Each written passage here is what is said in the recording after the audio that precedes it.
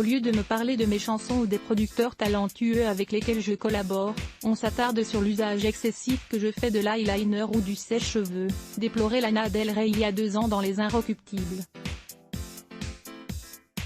Avec ses airs éthérés, sa bouche pulpeuse, ses yeux soulignés d'un trait noir, son teint de porcelaine, ses longs cheveux lisses et ses ongles manucurés, Mademoiselle Del Rey ne peut nier qu'elle a fait de son look glamour et rétro une marque de fabrique.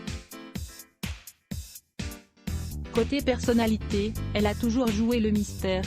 Il faut ce qu'il faut pour accéder au statut de diva. Mais peut-on vraiment tutoyer les sommets de la célébrité en gardant son aura intacte? Marilyn Monroe, Ingrid Bergman et Amy Winehouse ne seraient pas devenues, chacune dans leur style, des icônes de la pop culture sans avoir subi leur lot de critiques et de scandales. Lana ne fait pas exception à la règle. À 35 ans, la belle américaine commence à avoir un sacré bagage questions polémiques. L'une des dernières dates du printemps 2020 et, comme souvent, elle a débuté sur les réseaux sociaux, dans un post Instagram, sur lequel elle est suivie par plus de 18,5 millions d'abonnés. Lana déplorait que le succès de certaines chanteuses comme Ariana Grande, Nicki Minaj ou Beyoncé soit lié à des chansons sur le fait d'être sexy, ne pas porter d'habits, baiser et tricher.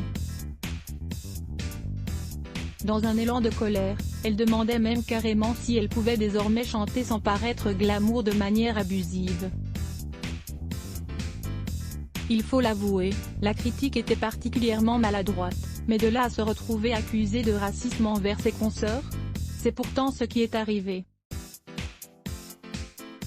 Lana a carrément dû s'expliquer en disant qu'elle était fan de ses collègues et, finalement, seule la pochette de son nouveau disque Chemtrail Over the Country Club est parvenue à faire taire la rumeur. Oui, il y a des personnes racisées sur cette pochette d'album et c'est tout ce que j'ai à dire dessus, a déclaré la star excédée animée. Lassée Lana? Sans doute. Celle qu'on a longtemps prise pour une starlette est une grande habituée des incompréhensions. Son parcours en est jalonné. Ses origines, déjà, non, Lana ne vient pas de Californie et n'est pas une enfant d'Hollywood, comme sa fascination pour son âge d'or et ses noirceurs le laisse penser. Elizabeth Woolridge Grant de son vrai nom est née le 21 juin 1985 à New York. Elle grandit à Lake Placid, une jolie petite station de sport d'hiver non loin de la frontière canadienne. Mais ce qui fait rêver la jeune fille de bonne famille catholique et bourgeoise qui chante dans la chorale de l'église, c'est la ville, son tumulte et ses espoirs d'inconnu. À l'école, l'aînée des 3 enfants d'une professeure et d'un agent immobilier de luxe, qui a amassé un joli magot en gérant des noms de domaine sur le net, est ostracisée. L'ado boit pour noyer son ennui de gentille fille riche. Encore aujourd'hui, ses détracteurs lui reprochent ses origines. Lana est-elle coupable d'être née avec une petite cuillère en plaqué argent dans la bouche?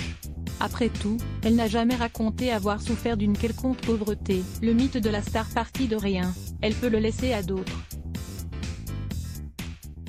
Jeune fille de bonne famille catholique 2012, Born to Die. Ce premier album officiel sous le nom de Lana Del Rey va se vendre à 13 millions d'exemplaires dans le monde, dont 1 million en France. 2015, Honeymoon. Certes, cet album ne sera pas numéro 1 partout dans le monde comme ses prédécesseurs, mais la lune de miel avec le public continue. 2019, Norman fucking Rockwell réunit tous les ingrédients d'un grand disque. Nostalgie, amour et langueur extrême, et est salué par les critiques. 2014, Ultra Violence. Même si certains se disent déçus par cet album, Lana transforme tout de même l'essai en écoulant 1,5 million de copies. 2017, Lust for Life. Lana s'essaie au beats hip-hop et s'entoure de stars, Sean Lennon, Stevie Nicks, The Fleetwood Mac, The Weeknd et A$AP Rocky. Elle en vendra 1,8 million d'exemplaires. 2020, Violet Bent Backwards Over the Grass. Lana publie son tout premier recueil de poèmes, 14 en tout, mis en musique par Jack Antonoff et récité en mode spoken word. Étonnant. 2021, Chemtrail Over the Country Club. Programmé initialement à l'automne 2020, la sortie de l'album a été repoussée à ce printemps. Attention pépite.